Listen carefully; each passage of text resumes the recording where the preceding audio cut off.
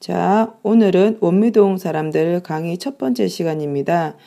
내용이 다소 기니까 오늘은 핵심 정리를 먼저 하도록 하겠습니다. 자, 이 소설은 지금 여러분들이 보시다시피 양기자라는 사람이 작가의 연작 소설집이다 라고 되어 있습니다. 자, 보시면 이 소설은 글의 종류가 현대소설, 그리고 연작소설, 단편소설, 세태소설이다 라고 보실 수 있는데요. 자, 이 소설이 언제 쓰여진 시대적으로 봤을 때 현대소설이다. 그 다음에는 길이상 단편소설이다. 그 형태상 연작소설이 되는 거고요. 그 내용으로 보면은 세태소설이다 라고 보실 수 있습니다. 연작소설이란 말은요, 한 작가가 같은 주제나 같은 인물로 작품을 잇따라 지은 소설을 말합니다. 자, 한 작가가 같은 주제나 같은 인물로 작품을 연이어서 지은 소설을 연작소설이라고 합니다. 소설의 실제적인 내용을 살펴보시면요.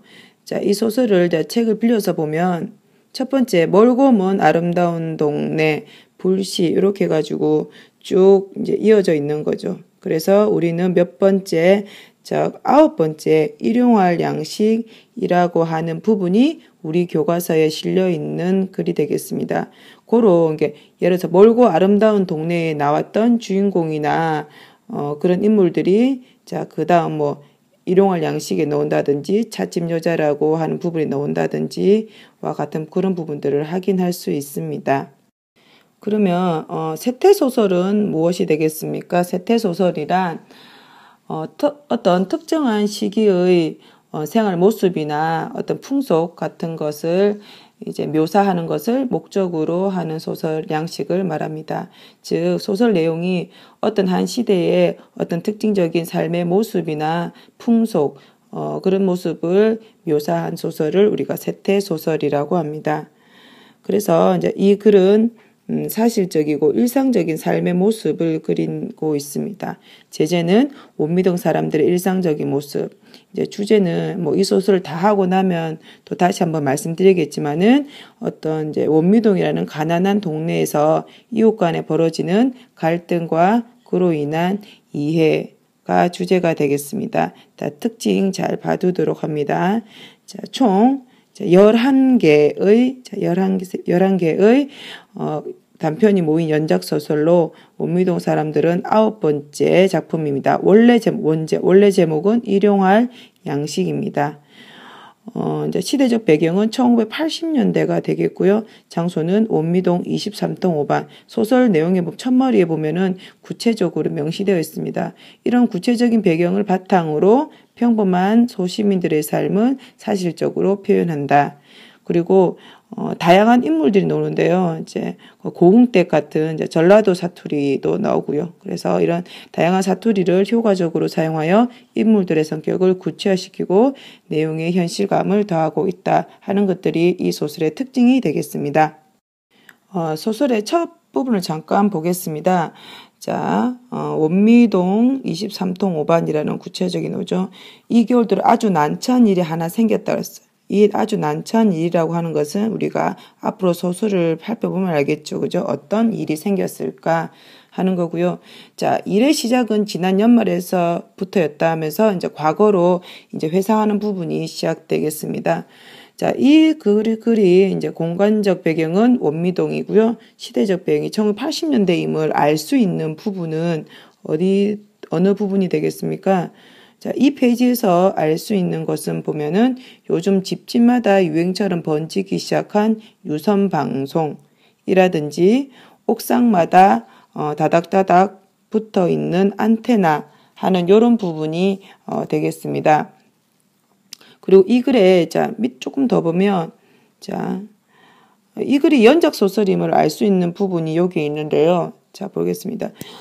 지난 동네 사람들은 행복사진관 엄씨가 일으킨 연애 사건으로 이 부분들은 전혀 이 소설 앞부분이나 그 뒷부분에도 나오지가 않습니다. 찻집 여자와 음식에 관계된 초점, 이 얘기는 이미 앞부분이 아까 찻집 여자라고 하는 부분이 있었죠. 제목으로. 이런 부분들이 이 소설이 연작 소설임을 알 수가 있습니다. 사회문화적 배경을 좀 더 보충을 하면요. 유선방송 외에도 안테나, 연탄을 주로, 요즘 연탄 안 쓰잖아요. 뭐 상해라고 하는 말, 복덕방. 복덕방은 이제 집을 살 때, 그런 건데, 오늘날 지금 공인중개사쯤 되겠죠. 화폐 단위가 100원짜리 꼬마 손님 이런 부분이 중간에 많이 나오는데 이런 부분들이 사회문화적 배경을 드러내는 소재다. 즉 80년대 특징적인 사회문화적 상황을 드러내는 소재들이 중간중간에 많이 등장한다라고 되어 있습니다.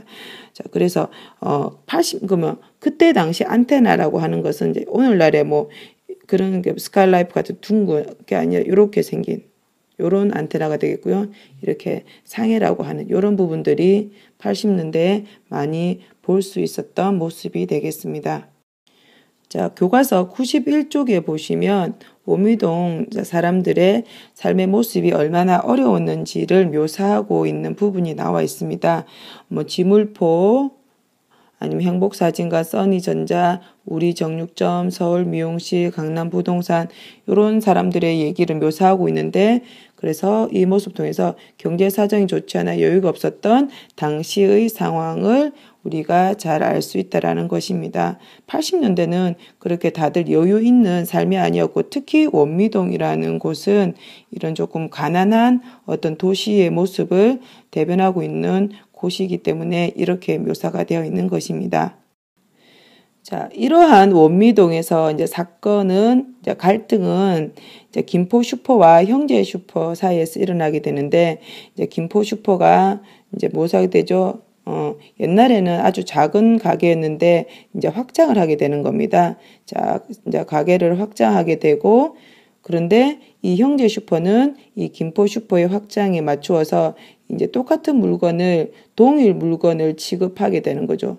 동일 물건, 즉 김포 슈퍼하고 형제 슈퍼에서 다루는 물건들이 달랐는데 다루는 물건들이 근데 동일 물건을 취급하게 됨으로써 두 가게 사이에서의 갈등은 시작되면서 소설은 그 흥미를 더해 가게 되는 겁니다.